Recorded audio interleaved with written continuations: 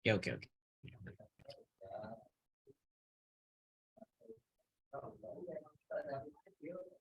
Jadi kali ini kita akan bahas lanjutan dari materi yang kemarin. Jadi kalau kemarin kita bahasannya agak basic kan, masih muter-muter di kelangkaan, habis itu permintaan, penawaran, keseimbangan pasar. Nah sekarang kita masuk materi yang namanya teori perilaku konsumen gitu. Jadi kita akan lebih spesifik gitu. Kalau sebelumnya kan kayak permintaan penawaran itu kan dua sisi ya. Jadi penjual dan pembeli. Kita sekarang fokus ke konsumennya atau sebagai pembelinya. Oke, buka PPT dulu. Nah, oke. Oh iya, so yang gue omongin tadi gini nih, kalau misalnya jaringannya drop apa-apa langsung ngomong di WA aja biar gue pindah. Soalnya takutnya ntar gue ngomong tiba-tiba kekat kan gitu kan jadinya. Oke, gitulah. Oke. Jadi kita akan bahas mengenai teori perilaku konsumen gitu. Jadi perilaku konsumen ini teori yang mempelajari itu bagaimana konsumen bertindak, bagaimana konsumen bertindak. Konsumen bertindak. Apa sih tujuan utama dari konsumen itu? Apa yang jadi kayak faktor sih ya tujuan kenapa dia mengkonsumsi suatu barang yaitu adalah kepuasan. Jadi konsumen akan bertindak untuk mencapai kepuasan maksimum. Maksimum. Dan ini logis ya. Misalnya kayak kita pengen beli baju baru. Gitu. Kita bakal milih nih baju yang ukurannya cocok gitu. Kainnya enak atau warnanya sesuai dengan selera kita, tapi dengan harga yang menurut kita terjangkau gitu. Jadi worth it untuk dibeli. Nah itu tujuan utama dari konsumen ini bertindak, yaitu dia mengejar kepuasan untuk dirinya sendiri. Gitu. Oke. Nah jadi yang mendasari teori konsumen ini sebenarnya ada hukum, namanya hukum Gaussen. Ini hukum Gaussen. Ini kalau yang SMA-nya IPS harusnya pernah diajarin deh hukum Gaussen ini. Tapi biasanya di sekolah hukum Gaussen itu ada tiga kan yang bisa diajarin, yang biasanya diajarin cuma hukum Gaussen 1 sama hukum Gaussen 2 gitu. Jadi ini kayak basicnya dari perilaku konsumen tadi gitu. Nah, yang pertama kita bahas perilaku konsumen secara umum dulu gitu. Jadi yang pertama kita akan banyak bersinggungan sama istilah yang namanya utilitas. Utilitas. Jadi utilitas itu kayak nama keren dari kepuasan. Ini jangan bingung nanti kalau soal ditanyain utility atau kepuasan itu sebenarnya sama gitu. Nanti akan ada istilah-istilah kayak misalnya total utility, marginal utility, itu semuanya menilai kepuasan itu gitu. Jadi kepuasan itu memiliki bentuknya sendiri-sendiri gitu. Misalnya time, form, place, ownership gitu. Jadi oh iya, ini kayaknya bisa dikasih istilah lain juga ya. Kegunaan juga bisa deh dibilang kegunaan. Kegunaan. Oke. Jadi nggak akan gue persempit definisinya ke kepuasan doang, tapi oke, kegunaan juga masuk deh. Yang pertama time utility. Jadi gimana ya, suatu barang atau suatu barang atau suatu jasa itu akan memiliki kegunaan yang lebih manfaat itu kalau dia berada di waktu yang tepat. Nah, ini waktu yang tepat. Nah, contohnya apa sih? Misalnya lagi hujan nih. Kayak kemarin gue ikut konser gitu. Gue lagi konser, ada bapak-bapak yang nawarin jas hujan. Nah, itu kondisinya awannya tuh mendung, mendung banget memang. Nah, jadi ini adalah contoh dari time utility, gitu. Memanfaatkan waktu gitu. Contohnya jas hujan, jas hujan. Nah, itu akan lebih berguna ketika apa? Ketika hujan, ya jelas sih. Atau ketika cuaca mendung gitu. Jadi sesuai waktunya. Kalau form utility, nah suatu barang itu akan lebih manfaat kalau dia udah berubah bentuk, formnya berubah gitu. Misalnya kayak kayu deh, kayu gelondongan gitu dari hutan. Buat apa gitu kan? Kalau nggak diolah dulu gitu. Misalnya jadi kayu harus diolah dulu jadi perabotan atau dari kursi gitu. Nah, bentar. Ini mendingan ditambahin satu slide aja biar nggak bingung. Wait. Gue buat satu slide baru dah. Oke. Jadi yang tadi bentuk utilitas. Nah, yang pertama adalah time utility tadi. Utility. Ini bisa ada ide dikit nggak? Nah, wait. Enggak. Kuisis enggak setiap pertemuan ya. Paling ya 2 atau 3 pertemuan gitu.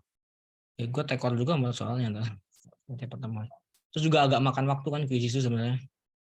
Time utility itu suatu barang akan lebih berguna, bermanfaat jika dipakai di waktu yang tepat. Nah, contohnya example payung saat hujan gitu. Nah, kalau di acara-acara gitu kan ada aja gitu. Bapak-bapak ingin nawarin jas hujan atau payung gitu. Apalagi ini kalau cuacanya mendung gitu. Lebih berguna. Berikutnya tadi ada form utility. Form utility. Suatu barang akan lebih berguna juga sih, bermanfaat juga ketika sudah diubah bentuk. Nah, example kayu gelondongan itu kan ya kurang faedah deh. Diubah menjadi furnitur. Furnitur. Nah, berikutnya place utility. Place utility. Jadi sebenarnya sama aja sih, tinggal diganti kata-katanya. Bedanya ditaruh di katanya, waktunya diganti di tempat yang tepat. Misalnya kayak jaket deh, jaket digunakan jaket di pegunungan. Dan kaos, misalnya kaos tipis, kaos oblong di pantai gitu, sesuai. Jadi tempatnya tepat, kita juga harus milih barang yang tepat gitu loh. Itulah kenapa orang-orang melakukan yang namanya adaptasi gitu. Berikutnya ownership utility. Nah, kalau ownership ini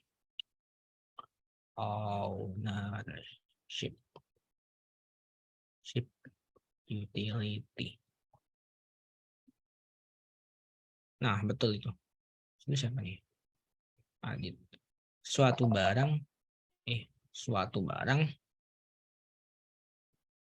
lebih bermanfaat jika dimiliki oleh orang yang tepat. Nah, gitu aja. Contohnya apa? Ya contohnya adalah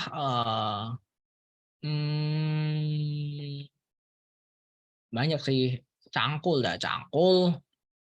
di tangan petani gitu. Atau misalnya motor di tangan, dipegang, dibawa oleh abang Gojek gitu. Nah, kayak gitu. Jadi ini masih basic banget nih. Pistol untuk polisi ya banyak banget contohnya sih. Kamera untuk fotografer, pisau untuk koki, laptop untuk mahasiswa, ya banyak contohnya ya, kan paham lah intinya itu. Time, form, place, sama ownership gitu. Ini masih mudah dibedain. Nilai tukar, nilai pakai, oke. Yang lebih penting aja deh ini, kardinal sama ordinal. Ini nggak begitu ngaruh sih. Jadi kita tuh nanti dalam teori konsumen ini kita akan tahu nih apa itu cara mendefinisikan kan kepuasan. Jadi ada dua pandangan dalam teori perilaku konsumen. Yang pertama adalah pendekatan kardinal. kardinal.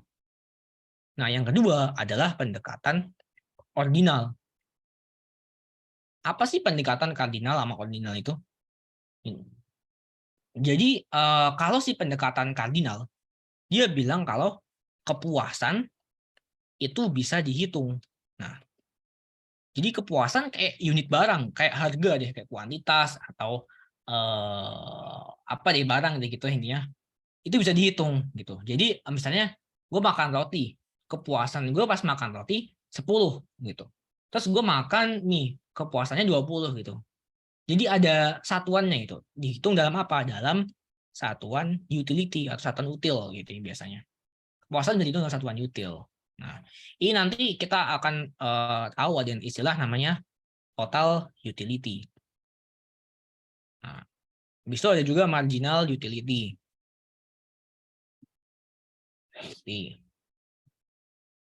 Average utility. Ini sih yang dua ini sih yang paling sering dipakai. Total utility sama marginal utility. Nah, betul. Nah, kalau total utility itu utilitas secara keseluruhan gitu. Jadi kita makan satu roti itu utilitasnya berapa, nah itu total utility-nya. Kalau marginal utility, kita tuh udah sering ketemu sama istilah ini nih, marginal itu. Marginal itu kan intinya perubahan ya, perubahan jadi antara utility 1 dibandingkan dengan utility 2 gitu. Jadi dia patokannya kuantitas. Nah, jadi rumusnya ya sama kayak yang kita biasa pakai sama marginal. Jadi marginal utility itu adalah delta total utility per delta Q. Nah, atau bisa dibilang total utility yang kedua dikurangi total utility yang pertama. Habis itu kuantitas yang kedua dikurangi kuantitas yang pertama gitu. Jadi intinya tuh kita penasaran setiap misalnya kuantitasnya kita tambah satu gitu. Itu utilitasnya tambah berapa sih? Misalnya gue makan roti satu, gue nambah lagi makan roti jadi 2 roti. Nah itu kepuasannya bakal jadi berapa gitu selisihnya gitu. Nah gitu. Itu kalau pendekatan kardinal bisa diukur gitu. Misalnya di example tadi nambah konsumsi si satu roti. Nah, itu kepuasan nambah berapa gitu. Kepuasan nambah berapa. Nah, itu yang ingin dicari dari marginal utility. Nah, gitu. Jadi bisa dihitung itu loh satuannya. Tapi kan kalau kita pikir-pikir ya, gimana sih cara ngitung kepuasan itu? Kayak nggak logis sebenarnya kan. Kalau total utility itu kualitas. Kualitas. Bisa sih dibilang kualitas tapi bagi diri kita gitu loh. Karena kan yang mengkonsumsi kita ya. Jadi bukan kualitas secara umum gitu. Kualitas kita yang kita rasain gitu atau kepuasannya gitu. Nah, kalau pendekatan ordinal itu dia mikirnya agak sedikit lebih masuk akal gitu. Jadi kan gimana cara kita mengukur satuan util? Kalau meter oke lah, kita bisa ukur lewat jarak atau suhu gitu kita pakai termometer. Nah, kalau ordinal kalau si kardinal ini bilang kalau ada satuan util, itu ngitungnya gimana? Kalau pendekatan ordinal itu bilang kalau kepuasan tidak bisa dihitung. Bisa dihitung. Jadi nggak bisa dihitung pakai satuan utility tadi. Gitu. Jadi kalau kita pakai pendekatan ordinal ini nggak ada total utility, marginal utility itu nggak ada. Tetapi ya dia ngasih alternatif solusinya. Terus gimana caranya? Tetapi bisa dibandingkan. Nah, jadi misalnya kita makan roti sama makan nasi gitu. Misal makan nasi bagi Kak Imam lebih memuaskan daripada makan roti gitu. Nah, bisa dibandingkan. Jadi kita harus punya dua data nih.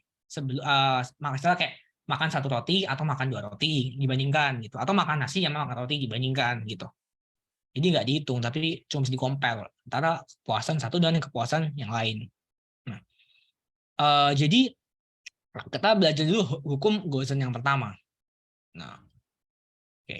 Jadi si Gaussian ini, kalau nggak salah di ML ada yang namanya Gaussian, nggak tahu juga ya, gue udah lama nggak main. Jadi Gaussian ini bilang apa sih yang pertama kali? Jadi kepuasan setiap nambah barang yang dikonsumsi kan, itu awalnya akan meningkat. Nah, hingga titik maksimum lalu menurun. Namanya adalah law of diminishing marginal utility. Ya simpelnya gini, kita makan roti satu nih, atau ditambah nambah lagi jadi dua gitu. Kan puas itu kan. Lama-lama ketika kita makan langsung banyak, kita nambah nyampe 5 unit roti gitu. Kita makan 5, udah ngerasa enak gitu, udah nggak enak gitu. Dan bosen lah makan roti gitu. Nah, inilah yang namanya hukum Gosen yang pertama, atau the law of diminishing marginal utility. Yang dimana dia bilang kalau kepuasan setiap penambahan nilai konsumsi itu bakal naik terus, itu awal naik sampai di titik maksimum.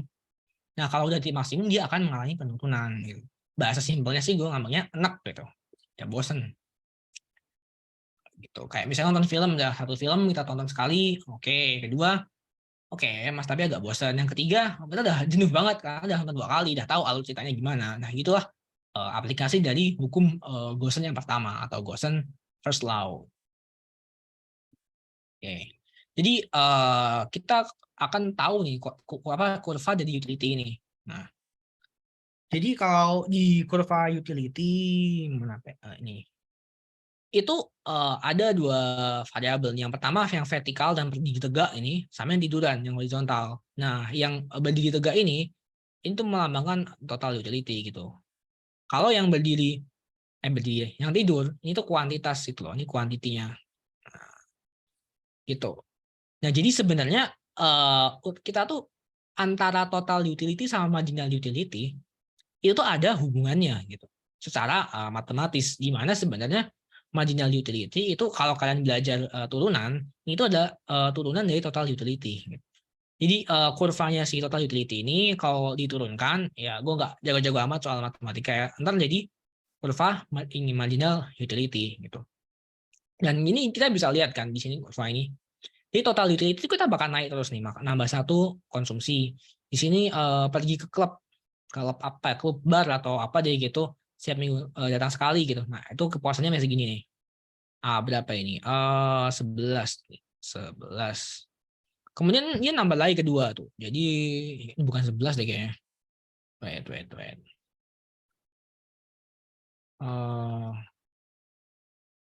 Bukan 11 ini mah. Ini 1, 2, 3, 4, 5. Berarti 22 ya. Berarti ini 12. 12. Kemudian nambah lagi ke 2 kali deh. Kepuasannya berapa? Ini 22 gitu. Nah, tapi nanti lama-lama tambahan kepuasan itu tuh akan menurun terus nih. Marginal utility ini turun terus, turun.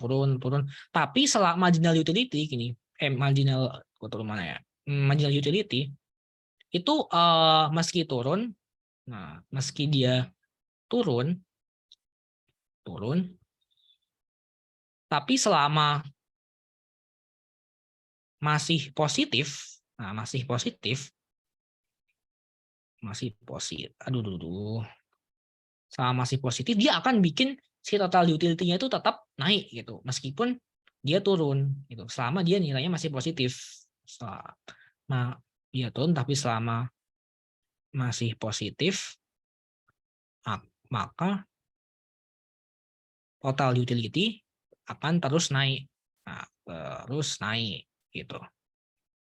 Ya karena logikanya kayak misalnya 1 nambah 2 gitu. Misalnya kepuasannya nambah 12 gitu kan. Dia tetap naik. Kemudian kepuasan nambah lagi, nambahnya cuma 6 gitu kan.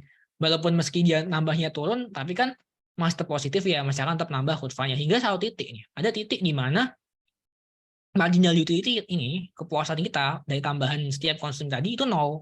Nih di titik 6, 0. Jadi ketika udah sampai ke titik 6 ini tuh dia akan mencapai maksimumnya nih, ini jadi maksimum. Total utilities-nya udah paling penuh nih, udah paling maksimum. Kemudian setelah terjadi 6 kali kita jalan-jalan ke klub ini dalam seminggu ya, kita nambah lagi ke 7. Itu bakal turun karena udah negatif ya. Maka ini di kuantitas ke-7 dia akan turun ini. Nah, gitu. Nah, ini yang dimaksud dengan the law of diminishing marginal utility gitu. Marginal utility akan terus turun, nah turun sampai di titik ke dia 0. Nah, ketika dia 0, total utility-nya maksimum. Nah, ketika dia udah negatif, barulah si kepuasan utility total ini anjlok. Nah, gitu penjelasan dari hukum Gosen yang pertama. Nah, berikutnya hukum Gosen yang kedua. berbanding terbalik. Bisa sih dibilang berbanding terbalik gitu. Cuman iya oke bisa dibilang gitu. Cuman yang bikin dia akan ikutan nurun kalau ininya tuh udah negatif sih, marginal utility-nya udah mentok negatif, maka dua-duanya bakal sama-sama turun gitu loh. Dia berbanding terbalik, tapi kalau ininya udah nih udah nabrak ke nol, maka dianya akan ikutan turun kan, jadi berbanding lurus kan. Tadi kan awalnya berbanding terbalik jadi berbanding lurus gitu. Logikanya begitu. Nah, berikutnya ada Gaussian second law. Hukum Gaussian yang kedua. Nah, jadi kan tadi kan kita tahu dari hukum yang pertama, kalau kita mengkonsumsi barang yang sama terus-menerus gitu kan, bakal jadi bosen. Nah, jadi hukum Gaussian kedua ini dia berpendapat bahwa konsumen itu akan mengatur kepuasannya gitu dalam rumusnya marginal utility per harga atau price gitu, per price. Supaya apa? Supaya nggak enek, simpelnya gitu. Dia pengen ngatur jumlah konsumsi dia supaya dia tidak enak lagi gitu. Cuman di sini tadi kan kita cuman mikir satu barang nih, yaitu trips, barang atau jasa ya, trips to club per week gitu kan. Nah, yang ini udah beda, jadi nggak cuma satu aja tapi ada 3 di sini. Batagor, bakso, sama sate. Batagor X, baksonya Y, satenya Z. Di sini biar lebih gampang, itu harganya dibikin sama semua. Jadi harga batagor itu cuma satu, Rp1 udah Rp1. Harga bakso Rp1, harga sate itu Rp1. Nah, jadi apa sih MU tadi? MU kan tambahan kepuasan setiap kita nambah kuantitas dikonsumsi gitu. Di mana rumusnya tadi adalah ini, yang jangan sampai kita lupa, delta TU per delta Q. Nah, di sini ternyata untuk mencapai kepuasan yang terbaik supaya nggak anjlok tadi, atau mencapai titik nih, mentok maksimal nih di atas ini, itu bisa diketahui dengan rumus ini. Kalau ada banyak barang, MUX per PX sama dengan MUY per PY sama dengan MUZ per PZ gitu. Kita bandingin.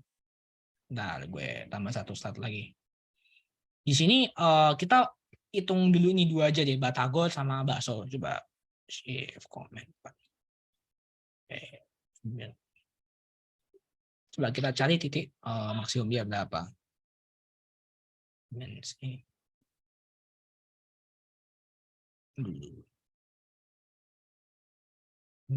Nah, oke. Nah, jadi kan tadi kita ingat kan, kalau rumusnya marginal utility sama dengan delta atau selisih delta utility dibagi V dari kuantitas. Dan kita juga tahu kalau untuk mencapai titik konsumsi yang bagus atau yang paling maksimal itu rumusnya MUX per PX sama dengan MUY per PY kan. Nah, di mana PX ini satu nih, Rp1, harga batagor. Dan PY harga bakso, yang kebetulan di sini biar gampang disamain aja harganya deh gitu. Nah, sekarang kita harus nyari di titik-titik ini. Kita harus mengkonsumsi berapa sih batagor atau bakso ini biar mencapai kepuasan maksimal. Nah, di sini yang agak ribet kalau kita melihat dari sini. Jadi misalnya di titik 1 kan, itu bandingannya sama 0 lah. Jadi kalau misalnya tanya titik 1 ini kan harus dibandingin nih antara TU2 sama TU1. TU2-nya ini 11, TU1-nya 0 gitu. Coba kita yang kedua deh. Jadi kalau kedua itu MU marginal utility si batagor di sini nih. Titik 2. Nah, ini kan berarti 9 dikurangi 11. Jadinya min 2. Terus harganya kan tetap kan sama 1. Nah, kalau si MU ya, itu MU X per PX dan MUY per PY. Di sini, ketika ininya 2, itunya min 1. 13 ke 12 min 1. Min 1. PX itu PX. PY itu apa sih? Harganya. Nah, kita lihat di sini. Ini kan beda ya angkanya. Nah, jadi kalau kita misalnya mengkonsumsi 2 batagor, 2 bakso, kepuasan itu nggak maksimal. Kenapa? Karena ini nggak sama nih, angkanya beda. Ini kan jadinya kalau dijadiin angka biasa kan jadi min 2, ini min 1. Nggak sama kan?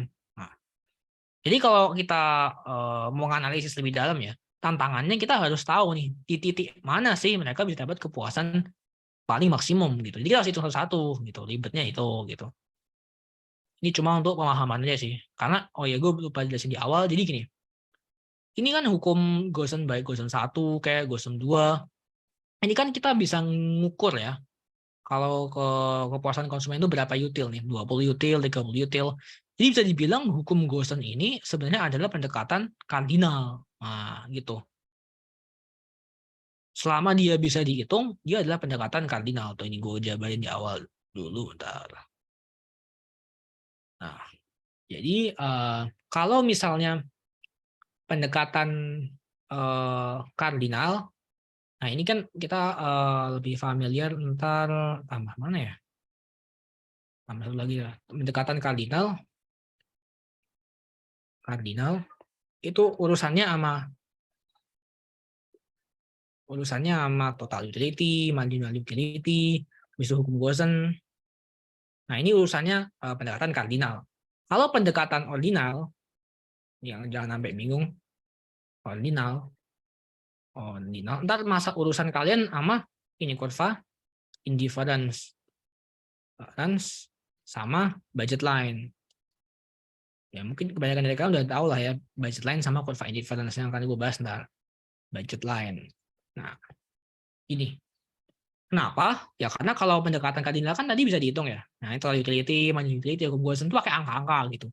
Nah, tapi kalau entar di ordinal, nah itu kita akan belajar ini kurva indifference sama budget line. Nah, di sini kita cuman bandingin aja nih, kita compare. Nggak kita hitung gitu. Kita hanya mengukur kalau misalnya segini itu misalnya di titik IO sama di I1 gitu. Itu makanya lebih puas gitu loh. Nah, gitu. Ya kita kembali berurusan sama si ini nih. Nih, sama si kepuasan total. Jadi kita udah nemuin kalau di titik 2 ini gagal kan. Nah, oke, jadi erasernya mana? Oh iya, ada gue save ya. Wait.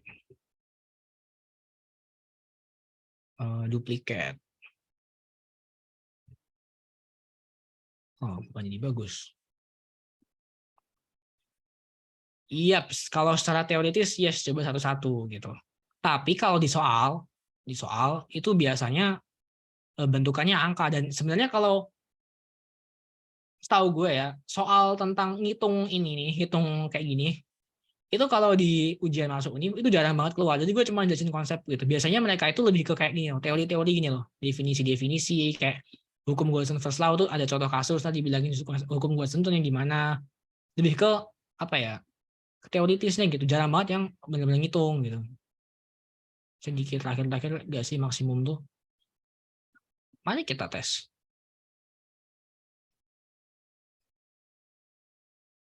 Coba misalnya di titik terakhir deh. Di titik terakhir berarti nih 7. Coba di sini kita tes.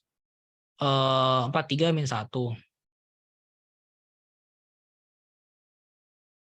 Harganya 1. Sama ini MUX per PX. MUY per PY. 3 min 2 min 1. Ini kan. Iya, sama ya. Oke. Berarti kepuasannya maksimum di situ. Oke. Jadi oke, benar.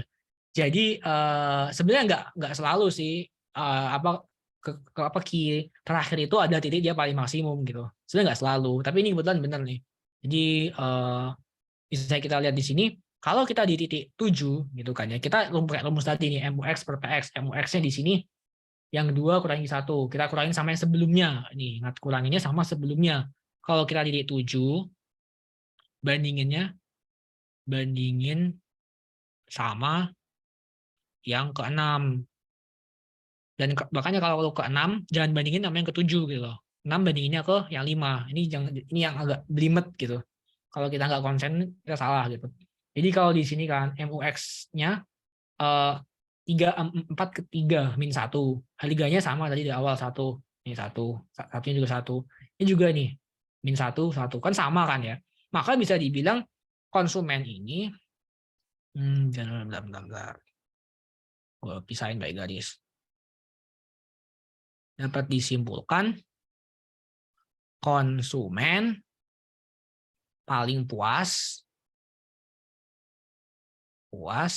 jika apa? Dia konsumsi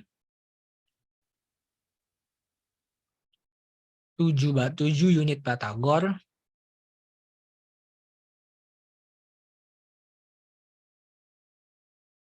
dan 7 unit bakso. Nah, oke. Ini kalau bentuknya masih sederhana banget. Nanti kadang-kadang kalau di buku-buku lain misalnya ini beda, unitnya beda. Jadi ini unit bakso, habisnya ada lagi nih unit batagor gitu. Jadi agak ngitungnya nggak akan sesimpel ini gitu. Cuman emang jarang sih soal ujian masuk ini ngitung ginian. Umumnya ya teoritis gitu. Jadi asal paham konsepnya, ini jelasin konsep gini, kalau kalian paham bisa lah jawab soal-soal di ujian masuk ini nanti. Oke, kita lanjut nih. Jadi ini yang paling nggak famous ya, paling jarang banget dibahas entah di buku SMA atau di barang buku-buku lain. Goston yang ketiga. Goston ketiganya apa sih intinya? Dia membahas mengenai barang yang baik sama barang yang buruk. Aduh, apaan maksudnya? Nih, bad and good. Nah, barang yang baik sama barang yang buruk. Barang yang baik itu apa sih? Ya barang yang baik itu barang normal gitu. Barang baik itu itu ketika gitu ya, ketika jumlahnya banyak, jumlahnya nambah, kita makin senang gitu loh. Makin senang. Contohnya apa? Banyak contohnya. Apa ya? Makanan deh. Atau enggak misalnya kalau dikasih ini, misal lu suka baca, lu dikasih 2 buku gitu, tambah lagi 3 buku, kayak lu senang gitu. Walaupun ntar lu bisa anak juga, tapi kan ada nambah ya, duit. Oke, boleh. Oke, duit. Nah begitu deh, intinya barang baik itu yang kita nambah jumlah, kita makin senang gitu. Nah terus barang buruk. Nah barang buruk itu apa sih? Barang buruk yang merugikan, barang-barang nggak diinginkan oleh konsumen. Jadi penambahan kualitas barang akan mengaruh kebahagiaan dan kekurangan konsumen. Coba apa contohnya? Narkoba itu kalau misalnya dia kecanduan, itu maksudnya barang baik nggak sih? Kalau misalnya dia emang pecandu narkoba ya, dia nambahin narkoba, dia makin seneng loh, makin mabuk kan, makin sakau. Nah, jadi yang barang-barang yang benar-benar jumlahnya makin nambah, kita makin emosi. Coba, apa contohnya? Nih, contoh nggak? Utang, tugas. Boleh. Oke, aku masukin deh. Oke. Utang. Jadi utang itu bukan barang ya, utang. Gimana ya ngomongnya ya? Tugas. Air drop masuk nggak berarti kalau gitu? Jadi ya gue masukin tugas. Tapi sebenarnya yang mau gue kasih contoh bukan itu sebenarnya, ini polusi nih, polusi, limbah, nah dan semacamnya gitu. Ibaratnya kayak polusinya makin banyak, tentunya kebahagiaan kita akan berkurang gitu loh. Kita nggak makin tidak ingin kan polusi, limbah gitu. Oke, tugas juga gue masukin ya kalau kan nggak suka tugas. Nah gitu. Jadi itu perbedaan antara barang yang baik dan barang yang buruk. Terus apa lagi yang bisa kita pahami dari sini?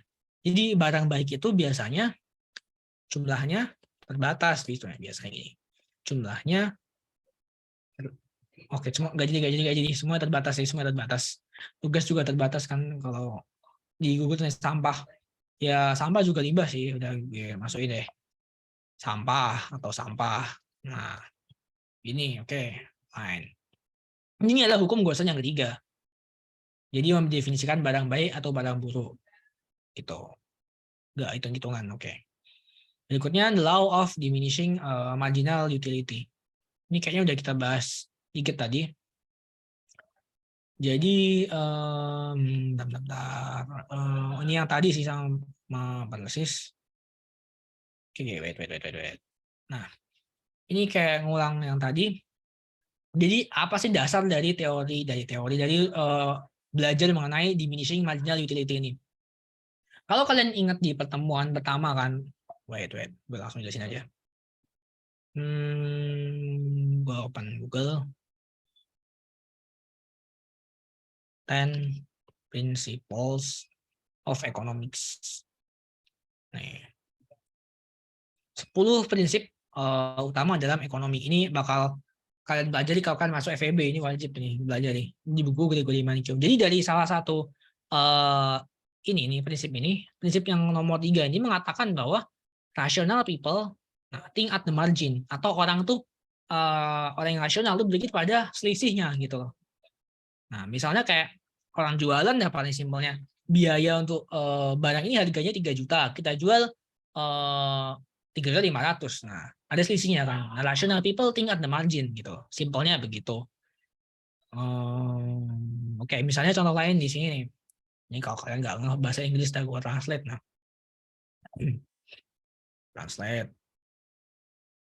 Nih. Nah, misalnya kayak kita keputusan ngambil kelas tambahan di semester gitu, itu kepuasan yang menguntungkan atau tidak gitu misalnya, atau kalian ikut kelas alternativa gitu kan, membandingkan lebih efisien gue ikut live class atau lebih efisien gue belajar mandiri, belajar sendiri gitu maksudnya, nggak ikut live class.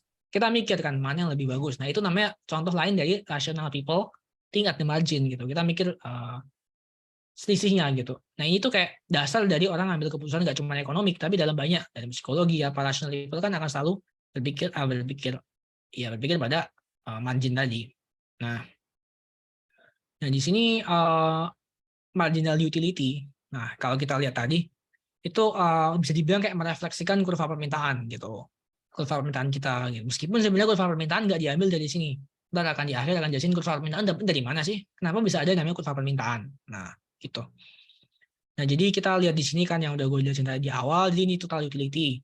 Dan ini adalah marginal utility. Si total utility bakal naik ke puncak gunung terus, sampai pada akhirnya marginal utility ini jeduk ke angka 0 nih. Nabrak ke 0 kan, baru dia turun. Total utility baru mulai turun gitu. Ini sebenarnya nggak cuma di total utility doang, kalian akan lebih sering bertemu dengan kurva-kurva bentukan ini. Dimana kalau marginal itu, ini akan sangat berpengaruh ke totalnya. Nah, ini nggak cuma dalam marginal utility, tapi cuma misal dalam marginal cost, marginal revenue, dan kawan-kawan gitu. Konsepnya sama gini. Tapi ini nggak semuanya berlaku, nggak selalu berlaku. Ada abnormalitas. Bisa kayak pemabuk gitu kan. Kalau mabuk itu dikasih barangnya terus, dia makin seneng gitu loh. Kayak nggak nggak bosan-bosan gitu. Atau contohnya di barang langka. Barang langka itu level candunya tuh udah beda gitu kalau dibanding sama barang-barang biasa.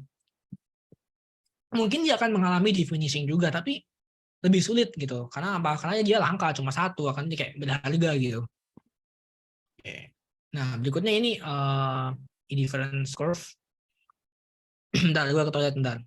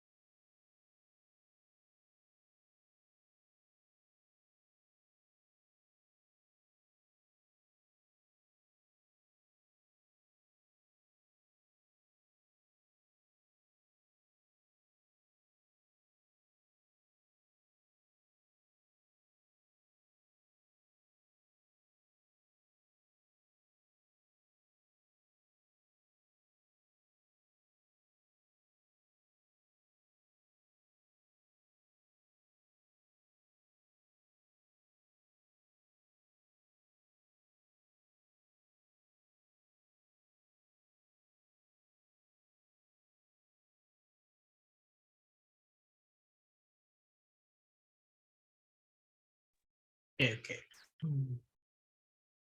Oke, I'm back. Oke, nyampe mana tadi? Nyampe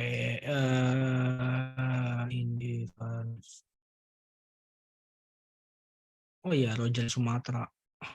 Gue pernah dengar tuh di meme-meme di TikTok Roger Sumatra itu, cuma nggak bisa mendefinisikan itu apa. Nggak nyata banget, skip. Jadi gini, oke. Kita kembali ke ini materi. Sekarang tadi kita udah bahas mengenai beragam util-util lah, utility gitu kan. Nah, sekarang kita akan baru masuk ke yang namanya pendekatan ordinal. Nah, jadi kalau dibandingin yang tadi ya, si kepuasan di pendekatan ordinal ini itu nggak bisa dihitung dalam satuan util. Jadi cuma bisa dibandingkan. Jadi harus punya dua data untuk membandingkan kepuasan gitu. Nah, Facebook. Lanjut. Itu nggak enak banget lagi. Nah, jadi indifference curve itu punya 3 asumsi dasar. Yang pertama completeness, sensitivitas, sama banyak lebih baik daripada sedikit. Jadi kayak gue simpelin deh. Jadi kalau asumsi yang completeness ini completeness gini, ini kayak misalnya gini. Barang A lebih disukai daripada B gitu. Lebih disukai dari B. Barang B lebih disukai dari A. A dan B sama-sama disukai. Nah, ini kayak asumsinya itu barang yang mau kita bandingkan gitu. Jadi kalau asas completeness itu adalah milih salah satu dari 3 kemungkinan ini. Yang pertama, A lebih disukai daripada B, misalnya mangga lebih disukai daripada ikan. Atau asumsi kedua, kita lebih suka ikan daripada mangga. Atau yang ketiga, ini sama-sama disukai gitu. Jadi kita nggak peduli mau konsumsi mangga atau ikan gitu. Nah, sensitivitas ini bentar. Oke, di sini deh. Nah, jadi kalau misalnya ini barang A lebih disukai daripada barang B gitu kan yang pertama. Nah, buletin. Barang B lebih kita sukai daripada barang C. Maka bisa kita simpulkan,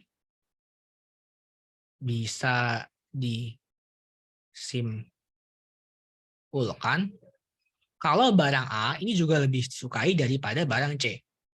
Oke, kenapa kita belajar ginian? Ini supaya kita paham sebenarnya esensi dari indifference curve ini, curve indifference gitu. Contohnya gini, bentar. Di sini, oke. Di berikutnya akan lebih jelasin lagi. Habis itu asumsi dasar yang ketiga, itu lebih baik daripada sedikit. Jadi semakin kita mengkonsumsi barang lebih banyak, kan maka kuantitasnya, kurvanya ini kan geser nih. Kan geser ke kanan. Ya kanan nih. Loh. Nah, maka dia akan lebih disukai gitu. Jadi kalau ditanya mana yang lebih disukai, maka I2 ini akan lebih kita sukai daripada I1. Nah, dan I1 itu akan lebih kita sukai daripada I0. Atau simbolnya makin ke atas, makin puas. Makin di atas makin puas. Nih, ini dari indifference curve gitu. Jadi kalau kita indifference curve gini, kalau kita tadi ya di awal nih kita belajar tentang total utility. Nah, di sini yang vertikal apa? Total utility, animal utility, sama horizontal key, kuantitas kan. Beda lagi kalau di indifference. Nah, karena indifference budget line itu kan ordinal ya, dia nggak bisa dihitung, tapi dibandingkan. Makanya nggak bisa, ini kan cuma satu barang aja nggak bisa, harus dibandingin antara dua barang yang memiliki kepuasan yang sama. Nah, di sini kita bandingkan adalah mangga dan ikan gitu. Nah, jadi kalau saya definisi ya, kurva indifference atau indifference curve itu menunjukkan kombinasi konsumsi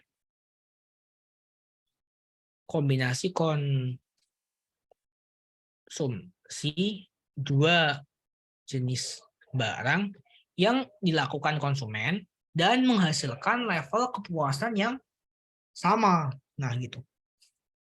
Indifference, ini coba kita cari di Google nih, indifference. Nah, itu kayak abai. Nah, artinya tidak peduli gitu, tidak acuh. Nah, jadi kalau kita lihat di definisi kan, dia nggak peduli kan, maka dia nggak peduli antara mengkonsumsi mangga atau mengkonsumsi ikan. Jadi kayak kita anggap sama aja gitu, indifference, kita nggak peduli. Kita anggap kepuasannya sama gitu, antara mengkonsumsi mangga dan mengkonsumsi ikan gitu. Terus ada 4 karakteristik yang dari indifference curve. Yang pertama, ini nih. Wait. Ini PPT slide berapa nih? Sampai sini. Oke. Nah, kita di indifference curve ini kurvanya downward sloping. Atau dari kiri atas ke kanan bawah. Nah, ini kalau dalam indifference curve. Itu kita lihat nih. Nah, oke. Nah, berikutnya IC atau indifference curve. Biar nggak bingung dah. IC atau indifference curve ini. Nah, yang lebih tinggi itu yang lebih disukai kan. Jadi yang gue jelasin di slide sebelumnya, I2 lebih disukai daripada I1 dan I1 lebih disukai daripada I0 gitu. Nah, berikutnya IC ini adalah indifference curve tidak bisa berpotongan. Kenapa? Karena melanggar unsur transitivitas. Nah, kayak di sini nih, transitivitas. Nah, kenapa gitu? Nah, gue gambarin.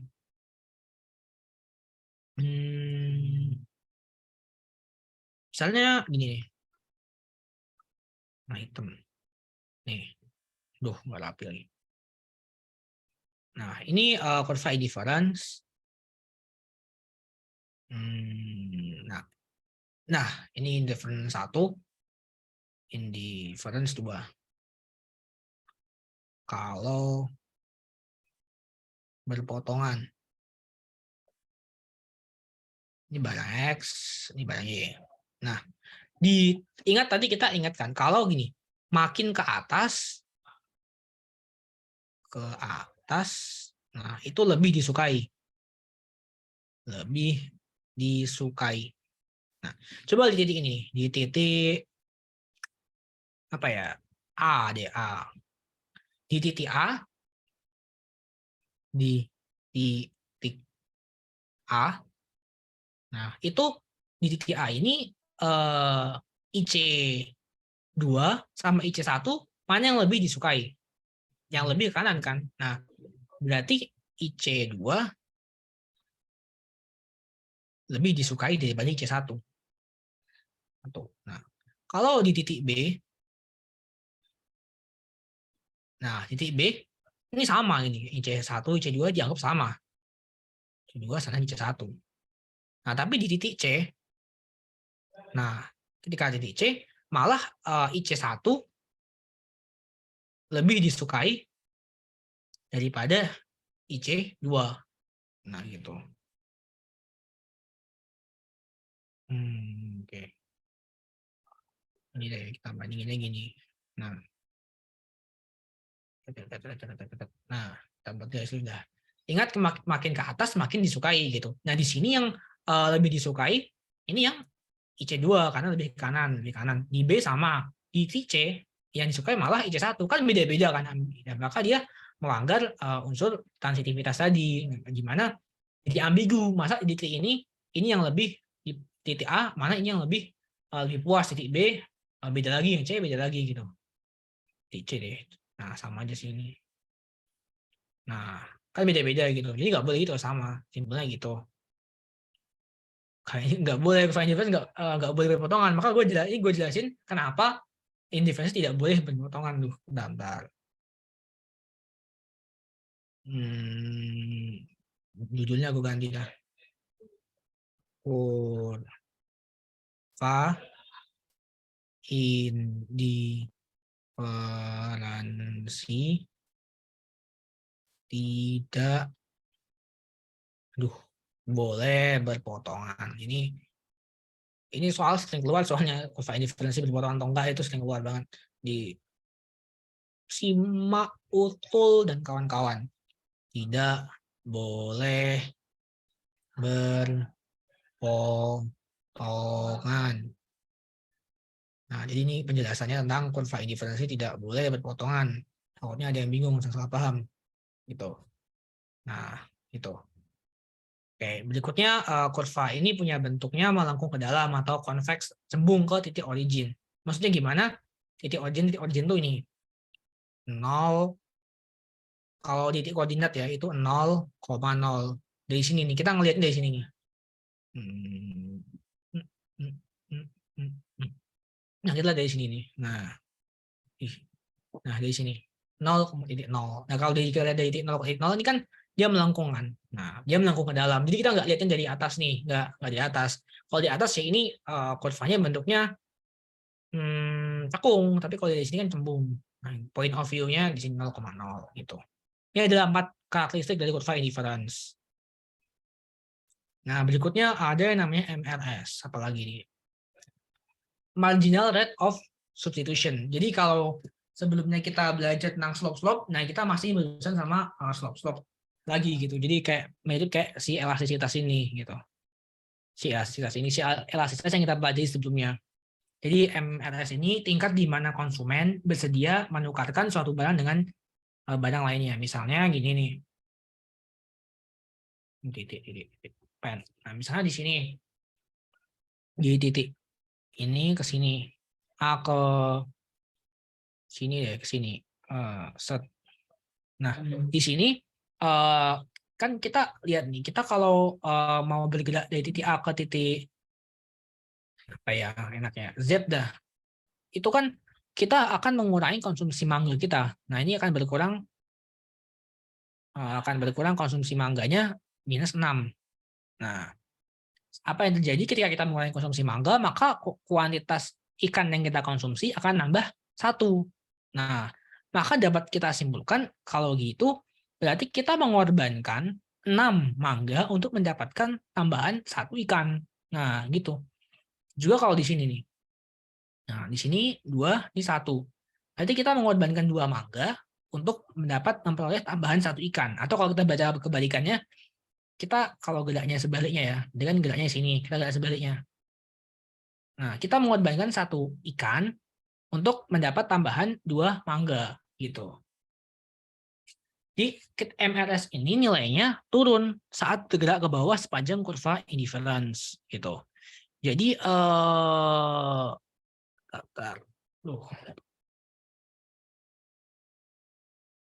MRS kan sebenarnya gradient atau kemiringan dari kurva ini. Atau di sini namanya marginal rate of substitution. Jadi jadi dia selisihnya Y dibagi selisihnya X. Atau kalau di sini kita lihat X-nya kan ikan, Y-nya mangga. Sabar. Nah, gini. Jadi kalau di sini, ini kita lihat Y per X-nya kan bukan Y per X, delta Y per delta X-nya. Ininya 6, ini 1. Berarti delta Y per delta X-nya sama dengan 6 per 1, sama dengan 6. Nah, kalau di sini, ini 2 per 1, sama dengan 2. Nah, maka apa yang dapat kita simpulkan? Kalau ininya turun nih, dari titik A geser ke titik B, nilai MRS-nya akan ikutan turun. Nah, MRS turun saat bergerak ke bawah sepanjang kurva indifference ini gitu. Nah, jadi kurva indifference itu ada 2 kasus. Nah, kasus yang sangat ekstrim banget gitu. Yang pertama adalah kalau 2 barangnya ini itu perfect substitute atau substitusi sempurna. Yang satu lagi kalau dia komplementer sempurna. Ini kita nggak asing kan ya substitusi sempurna. Barang substitusi itu barang yang saling menggantikan satu sama lain gitu.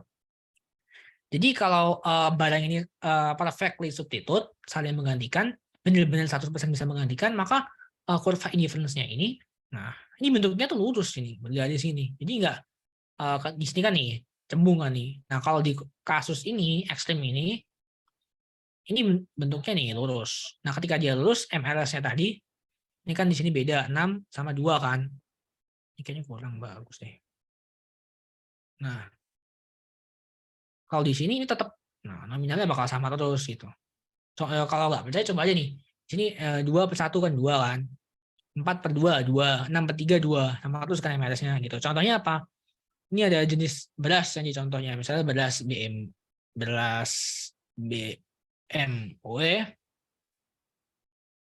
BMW sama beras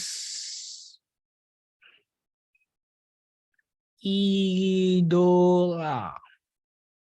Nah, jadi kalau misalnya nggak ada beras BMW, kita nggak langsung habis pikir, saya kayak nggak usah mikir panjang-panjang langsung ganti ke beras idola karena apa? Mereka saling menggantikan. Nah, di sini konsumen selalu bersedia untuk menukar 2 kilogram BMW untuk 1 kilogram idola gitu.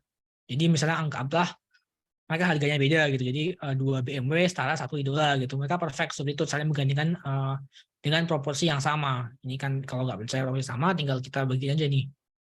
Di sini ini MLS sama dengan 2. Di sini MLS 2 juga. Nah, di ini MLS 2 juga. Nah, gitu.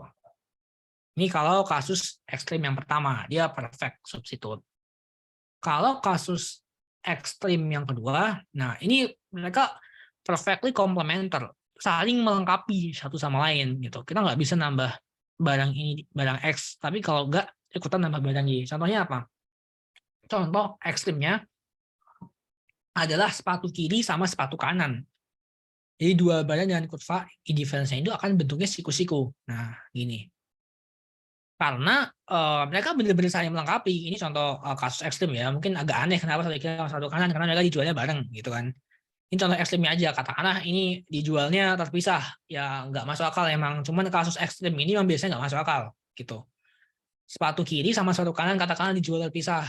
Nah gitu. Jadi sepatu kiri sama sepatu kanan bentukannya kurvanya gini. Nah, jadi kita nggak bisa nambah konsumsi kalau nggak ikutan nambah satunya. Misalnya gini, nih di titik ini kan 5 sepatu kiri, 5 sepatu kanan, gitu kan. Supaya lebih puas, ingat kalau lebih puas kurvanya harus geser. Nah, tapi kalau kita cuma nambah salah satu doang, gitu, 5 kita tambah 7. Nah, ini kurva cuma naik doang nih dari sini pindah ke sini, naik doang gitu. Dari titik X naik ke titik Y, dari doang, nggak bergeser. Gitu. Kenapa? Ya karena nggak puas lah kalau kita punya 7 sepatu kiri, tapi tetap punya 5 sepatu kanan. Nah, gitu. Maka bisa dibilang di sini 7 sepatu kiri, like 5 right shoes, itu sama puas atau baiknya dengan 5 sepatu kiri dan 5 sepatu kanan gitu. Supaya bisa nambah puas, harus ditambahin dua-duanya gitu loh. Jadinya ini ditambah 2, 7 sepatu kiri, ini nambah juga. Nah, itu sepatu kanan. Nanti akhirnya kurvanya geser ke sini. Dan di sini 7 sepatu kiri, 7 sepatu kanan. Nah, gini. Ini kalau extreme case yang kedua, difference curve-nya berbentuk siku-siku kalau mereka perfect complementer gitu. Ini masih mungkin masih beberapa kali keluar saya di soal-soal mandiri gitu.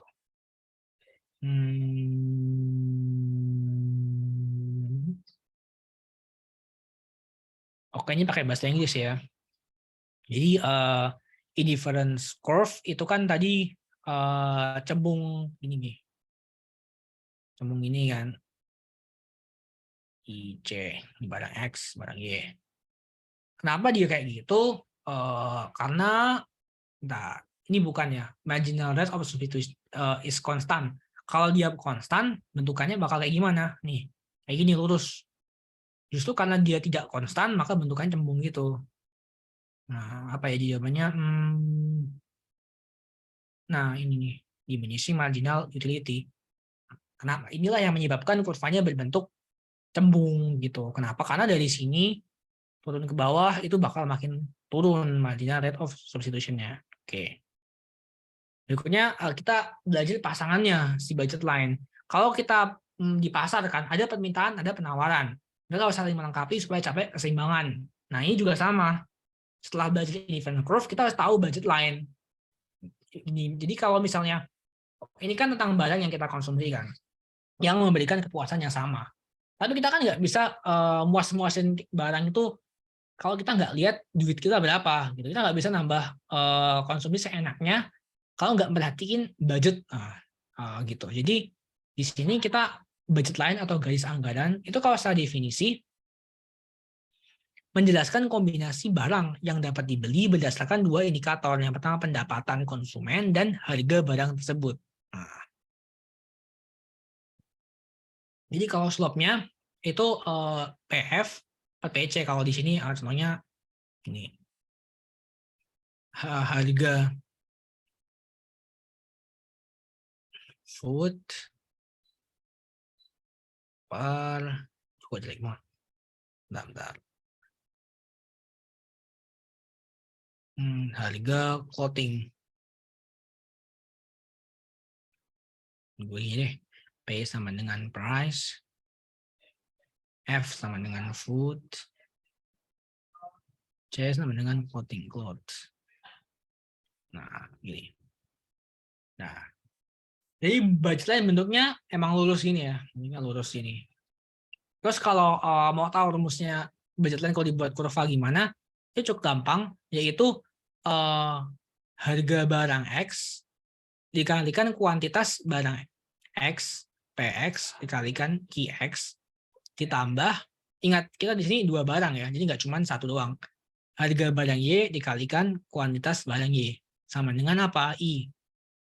Nah, apa nih? I sama dengan income. Income kita. Ini kalau kalian membuat kurva buat fungsinya gitu.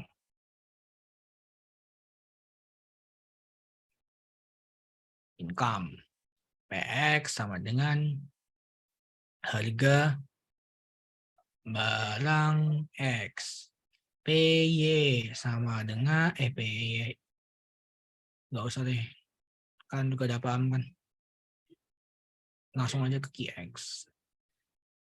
QX sama dengan kuantitas barang X. Nah, gitu. Jadi ntar bentukan kurvanya misalnya kayak kurvanya fungsinya kayak gini misalnya F plus 2C sama dengan $80. Ini anggaran kita, duit kita. Nah, duit kita. Nah, habis itu di sini harganya berapa sih? Di sini kalau kita lihat harganya F ini 1. Harganya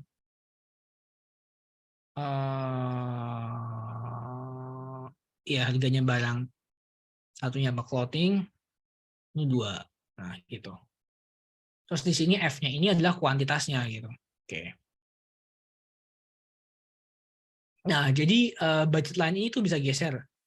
Kalau kita lihat indifference tadi kita geser ke kanan makin puas. Nah, kalau budget line ini agak macam-macam nih, ada 2 nih. Yang pertama karena perubahan pendapatan sama perubahan harga. Ini dapat kita lihat nih. Ini antara 2 kurva. Di sini ketika income-nya $40, gaji dia $40. Itu maka budget line-nya di sini clothing yang dia konsumsi itu 20. Food-nya 40. Ketika income dia nambah di 80, nah dia geser nih. Nah, jadinya sekarang dia nambah lagi 40 clothing, 80 food. Gaji dia naik lagi jadi 160. Ya udah naik lagi juga jadi 80. Ininya jadi 160 food. Ini 160 unit makanan per minggu. Ini kalau di perubahan pendapatan. Jadi bisa kita simpulkan perubahan pendapatan bikin apa? Bikin geser gitu. Kalau perubahan harga, nah perubahan harga kalau salah satu, misalnya di sini nih. Kalau misalnya ini food kan ya. Food. Nah, harga foodnya misalnya naik, harga foodnya naik, maka kan kita makin sedikit yang bisa kita beli kan. Nah, maka dia akan geser ke sini 80 ke 40 kiri. Kalau dia makin turun, kita makin konsumsi makin banyak, biasanya ke kanan. Ini PPT berikutnya nih. Bentar, ini apa nih? Nah ini. Bila seorang konsumen mengkonsumsi barang A dan barang Y, berikutnya bisa menggeser garis keanggaran ke kanan. Penurunan harga barang A. Kalau harga satu doang atau yang turun, dia bentuknya gini nih. Nih. Ini namanya apa? Berotasi. Nah, ini yang namanya ini bergeser. Bergeser. Istilahnya bergeser. Ini namanya berotasi. Berotasi. Ini berotasi pada titik 40 ini. Pada floating. Gitu. Kalau ini berarti bukan. Ini berarti bukan. Ini bukan. Nah. Kalau penurunan harga barang A dan barang B, ini bisa. Kenapa? Karena kalau dua-duanya harganya turun kan. Segini. Dua-duanya harganya turun, maka yang ini bakal naik. Nambah sini deh misalnya. Habis itu ini juga turun juga, tapi turunnya lebih banyak. Di sini. Nah, dia akan bergeser walaupun nggak mesti proporsional gitu. Proporsional tidaknya tergantung ini. Kalau penurunan harga barang A sama barang B-nya persentasenya sama-sama turun 40%, itu bisa lurus gitu. Tapi kalau beda, ntar bergeser tapi nggak proporsional. Yang kedua yang pasti adalah peningkatan pendapatan naik, ya dia pasti gesernya kanan gitu. Nah, equilibrium konsumen gitu. Itu adalah pertemuan dari dua tadi, budget line itu yang mewakili anggaran kita. Ini ketemuan sama indifference curve gitu atau kepuasan kita dalam mengkonsumsi barang. Nah, ini consumer equilibrium. Dimana tadi consumer equilibrium itu adalah mengoptimalkan ini adalah contoh dari prinsip ekonomi yang tadi. Rational people think at the margin. Nah, berpikir di margin. Jadi di sini kita lihat nih, ini ada dua kurva yang ketemuan. Nah, ini kurva indifference curve yang cembung, ini kurva budget line. Nah, yang lurus. Nah, ketika mereka bersinggungan titik A, ini bersinggungan. Yang kalian jangan bingung, ini bersinggungan bukan berpotongan. Nah, gitu. Jadi equilibrium di konsumen ini terjadi ketika keduanya ini singgungan gitu. Nah, bukan ketika keduanya berpotongan. Berpotongan jadi gini kan. Nah, ini bukan. Nah, bersinggungan bukan berpotongan titik A. Nah, gitu. Nah, titik A ini nyarinya gimana sih? Ada rumusnya, yaitu ini. Kita harus nyamain slope-nya gitu. Jadi slope dari si budget line yang tadi kita pelajari sama slope dari indifference curve, yaitu MRS itu kita samain gitu. Kalau pengen ngitung, misalnya kan pengen ngitung gitu, rumusnya gimana, ya gini, rumusnya MRS kita samain dengan PF per PM gitu. Jadi marginal value dari ikan kita bandingkan dari harga ikan dibagi sama harga mangga. Ini namanya harga relatif nih, nama slope-nya.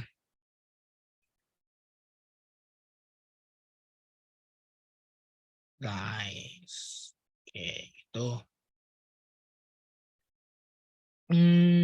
Jadi ya ini agak belibet, tapi ini simpelnya kita tuh nyari tempat titik yang bersinggungan lah ini. Berarti dipilih yang ini. Ininya gitu. Di situasi di mana tingkat substitusi marginal atau MLS itu dalam dipilih itu tidak sama gitu. Ketika misalnya nggak sama, maka kita akan milih yang sama gitu. Ini corner solution tuh kayak nyari titik ini loh, titik A-nya ini gitu. Cuman bahasanya agak beda aja gitu. Nah, terus di sini pengaruh peningkatan pendapatan. Nah, kalau misalnya pendapatannya bergeser, nah menggeser ini istilahnya agak bingung ya. Menggeser budget line atau garis anggaran lah, budget line atau garis anggaran. Nah, jadi peningkatan pendapatan itu menggeser dua-duanya sekaligus gitu.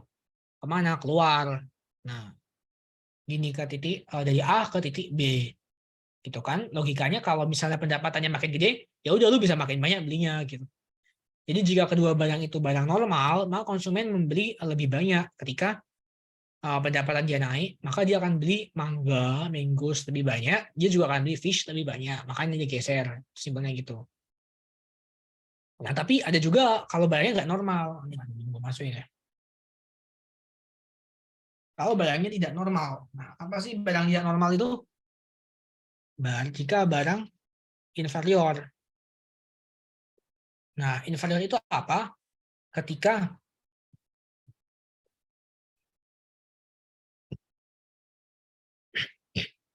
apa si barang tersebut turun. Nah, ini kalau barangnya inferior gitu. Yang agak kompleks itu kalau misalnya ini satunya ini barang normal, satunya barang inferior. Nanti agak beda lagi bentukannya. Contoh barang inferior. Contohnya ketika pendapatan kalian naik, maka konsumsi barang itu turun. Ini barang yang ditinggalin ketika gaji itu naik. Contohnya apa ya? Udah kereta, dari kereta. Oh, awalnya naik kereta ekonomi gitu kan. Habis itu kita gajinya naik 2 kali lipat. Habis itu kita naik kereta eksekutif gitu, atau bisnis. Nah, itulah berarti yang ditinggalin apa di sini? Tiket kereta ekonomi. Jadi tiket kereta ekonomi itu apa? Dia adalah barang inferior. Ketika pendapatan kita naik, maka konsumsinya si tiket ekonomi tadi akan turun gitu. Oke. Nah, ini kalau perubahan harga ya. Jadi kalau perubahan harga di sini, apalagi yang berubah cuma salah satu, itu bikin kurvanya berotasi. Ini kita lihat nih. Awalnya P-fish, PF ini adalah P-fish, harga ikan $4. Kemudian dia beli yes. Habis itu P mango itu ada $1. Oke, ini harga awal. Habis itu harga fishnya ini turun nih, berubah jadi 2. Ini kenapa namanya kendala anggaran lagi? Ya kalau di translate ya benar sih, kendala anggaran. Budget constraint, budget lain berputar keluar, berotasi deh, berotasi keluar. Nah gitu. Jadi ketika harganya turun kan dari $2 di $4 di $2, maka dia akan mengkonsumsi lebih banyak nih di sini nih, geser kurvanya. Konsumen akan membeli lebih banyak ikan dan lebih sedikit mangga gitu. Geser lah rotasi. Sumbunya di mana sih sumbu rotasinya? Di mangga ini. Nah, kenapa? Karena dia harganya tetap tetap $1 gitu. Nah, ini materi yang kalau dijelasin lebih dalam ini kompleks banget. Kenapa? Kemarin pas UTS nih, masih ingat gue soal esai nomor 5. Nah, gue FEB UI kan. Ini yang paling banyak anak teman gue salah ini di sini. Di soal tentang income dan substitution effect. Jadi kita suruh ada kasus gitu kan. Kita suruh gambarin income sama substitution effect-nya itu. Nah, terus habis itu kita kasih kesimpulan gitu. Ini teman gue banyak banget yang salah, mayoritas salah di sini, income and substitution effect. Gue kebetulan mas itu betul gitu nomor ini income and substitution effect. Karena emang ini cukup kompleks kalau dipahamin di level SMA, dan biasanya kalau misalnya di level ujian masuk univ biasanya masih sebatas di awal-awal nih definisi aja gini, income sama student effect. Jadi apa sih definisinya itu? Jadi gini, kalau income effect, nah jika harga barang X turun, maka pendapatan real akan meningkat. Nah maksudnya gimana? Misalnya harga barang kulkas deh, awalnya harga kulkasnya 500.000, kemudian turun jadi 400.000. Ini duit kita 1 juta nih, kita punya duit 1 juta. Awalnya dia harganya 500.000, turun jadi 400.000. Maka secara nggak langsung ya, pendapatan real kita akan meningkat gitu. Jadi kalau sebelumnya kita habis 500, cuman habis 400. Nah, ini namanya income effect, efek pendapatan. Nah, kalau substitution effect atau efek substitusi, definisinya tuh gini, ketika harga barang X-nya tadi turun, sama-sama turun kan, konsumen cenderung mengkonsumsi lebih banyak barang X daripada barang Y. Jadi di sini ada 2 urusan nih. Kalau di sini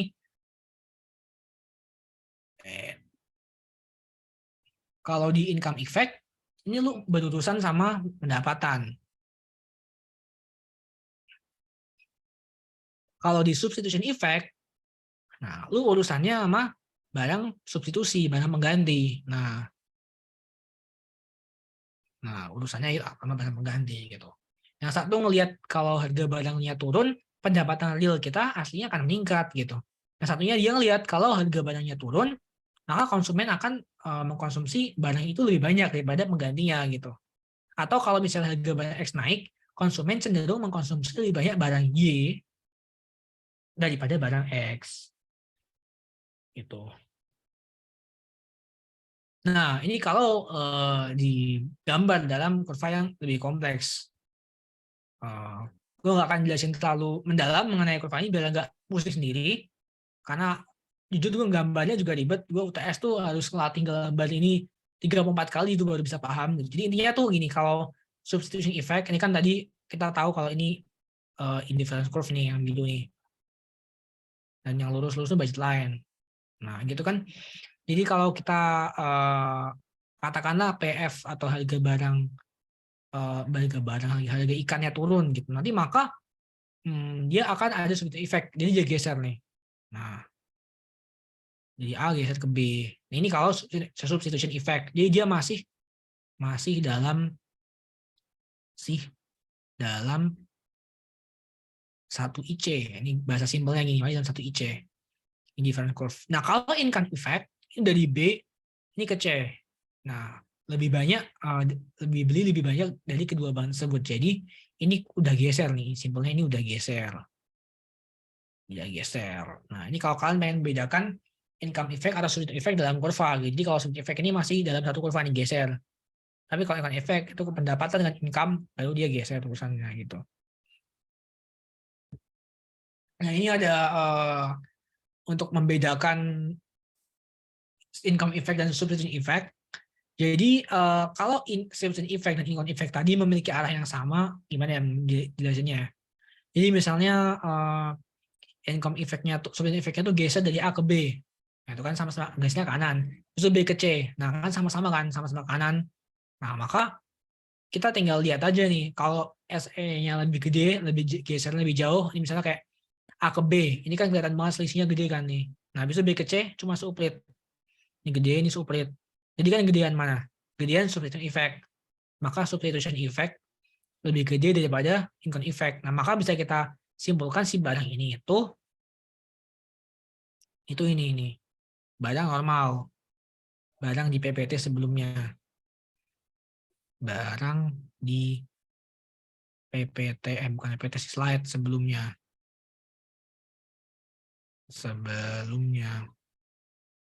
Misalnya ada juga nih bentukannya beda lagi nih. Kalau kasus ini, kasus kedua, inferior, ini given gitu. Agak dalam yang ini. Oke. Nah, kalau inferior good, ini kasusnya kayak gini nih. Kita lihat di sini nih. Jadi ini kalian mungkin bingung kan, ini nentuin titik ini nih dari mana. Jadi kita kayak buat garis khayal loh. Buat garis satu lagi yang di garis ini garis khayal. Garis khayal. Kayak gitu. Jadi garis khayal ini kita tarik lurus sama garis yang ini nih. Nih. Tujuannya apa? Untuk nentuin titik substitution effect-nya itu. Nah, gitu. Nah, jadi terus kalau nentuin titik ininya dari mana?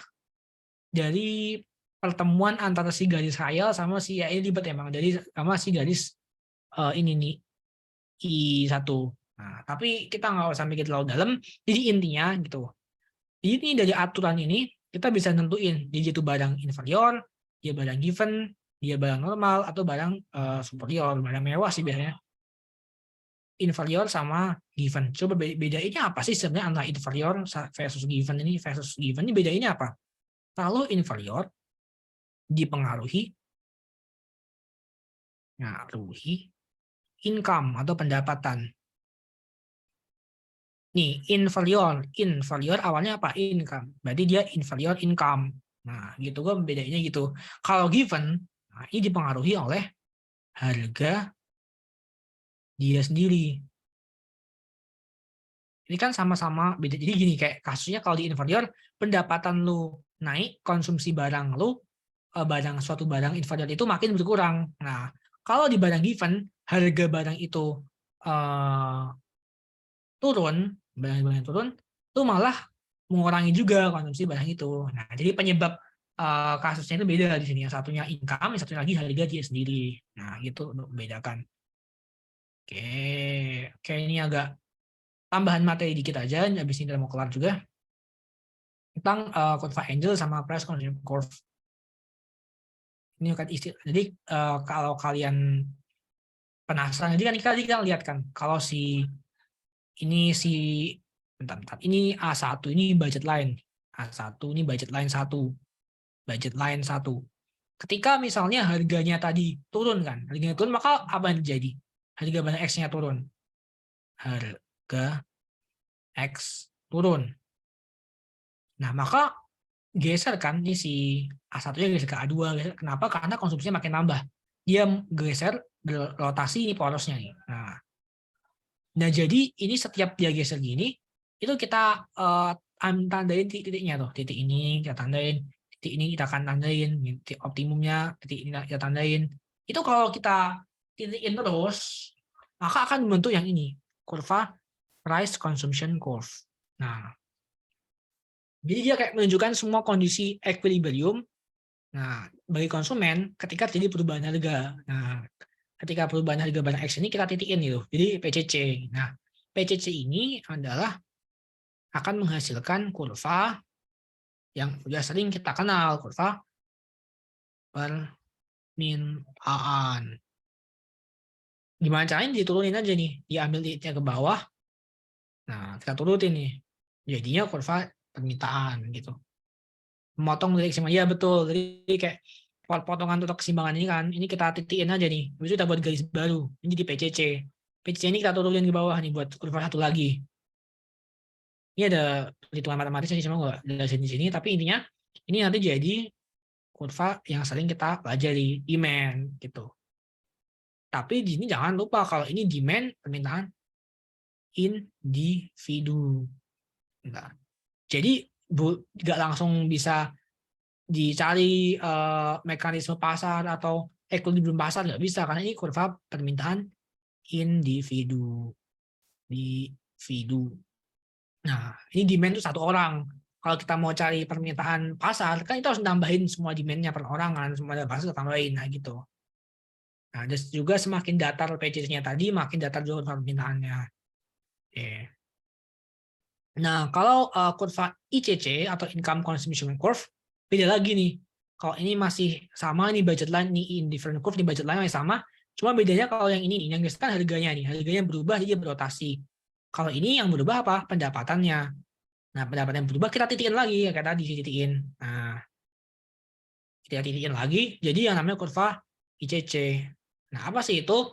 Itu menunjukkan kondisi equilibrium konsumen ketika terjadi perubahan pendapatan, income. Nah, terus kalau kita titikin ke baris ke bawah tadi, jadilah, ini kita garis bawah, kita buat kurva lagi, jadilah kurva angel.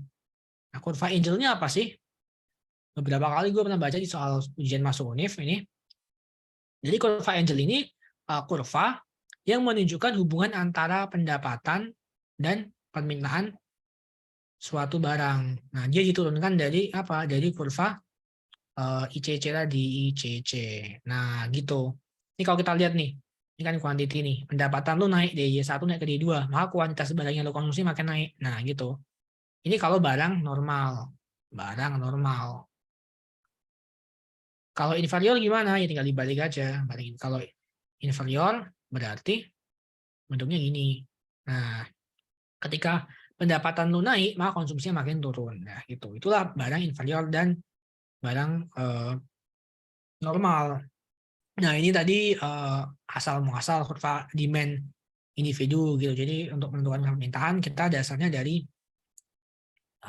PCC tadi. Nah, jadi itu materi hari ini tentang keseimbangan pasar. Jadi nggak ada kuisis. Biasanya kuisis 2 atau 3 pertemuan gitu baru gue kasih kuisis.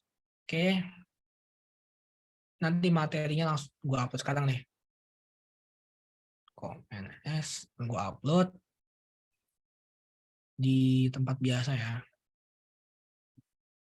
Jadi kan ini kan kalau kalian kenapa nih? Wait. Ampun, harus login dulu.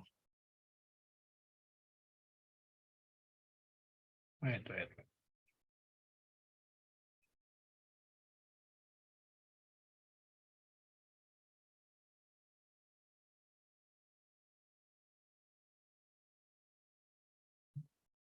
Alternativa ini yang gue share kalian ini biasanya. Jadi yang di sini ini biasanya PPT dari ini Kak Imam nih. Jadi kan gue harusnya ngasih PPT Kak Imam ya, udah gue kasih. Nah, ada Kak Imam itu tugasnya bikin PPT itu jadi lebih rapi gitu menurut Kak Imam gitu. Cuman kadang lama gitu. Jadi gue ngajar dia selesai, PPT yang main belum jadi. Nah, gitu. Kayak gue taruh di yang ini versi yang dicoret-coret ini. PPT yang barusan gue taruh di sini ya. Materi. Ini bukan. Nah, ini tadi kan gue upload langsung sekarang. Linknya langsung gue share habis ini di grup. Slide awal. Agak lucu ini permintaannya. Tapi oke. Untuk buat story. Mau full screen apa gini aja? Kebutuhan Instastory. Boleh sih. ICC nggak. Wait. Satu. Full screen dah nol. Silakan di SS. Habis ini kita olah alik ICC dikit. Udah ya, 5, 4, 3, 2, 1. Oke. Jadi ada yang nanya nih ICC gimana? Jadi kalau kalian bedain PCC sama ICC, simply itu dia tuh mana sih ICC? Nah, PCC ini terbentuk dari kasus harga naik harga turun loh. Jadi kalau harganya dia turun kan, nanti dia geser nih si X-nya jadi A1 ke A2, A3 tuh gesernya keluar berotasi. Tapi ini toh di PCC ini asumsinya barang yang Y ini itu dia harganya nggak ikut berubah, tetap. Nah, maka ntar kalau kita cari titik keseimbangannya kita hubungin jadi kurva PCC. Kalau ICC gimana? Nah, kalau ICC ini ketika pendapatan konsumen itu bertambah, maka otomatis konsumsinya barang X sama Y itu nambah semua gitu. Enggak cuma salah satu doang kayak ini doang gitu, enggak. Nambah semua. Nah, ini kurvanya akan geser terus gitu. Nah, jadi ke IC1, IC2, IC3. Nah, terus titik-titik ini keseimbangannya ini kita ambil garis. Jadi kurva ICC.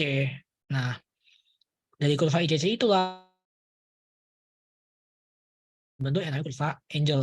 Ini kurva baru lagi gitu. Jadi dari kurva menciptakan kurva dan kurva lagi. Begitulah ekonomi. Begitu simpel dari kurva ICC. Oke,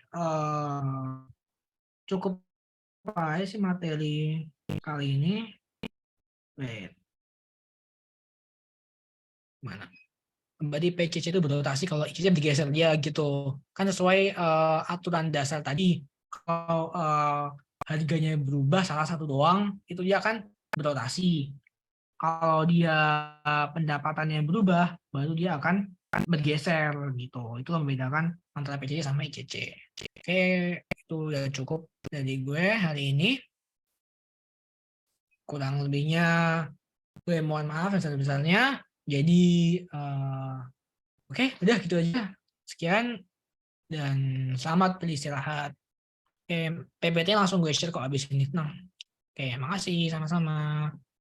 Udah gue stop record.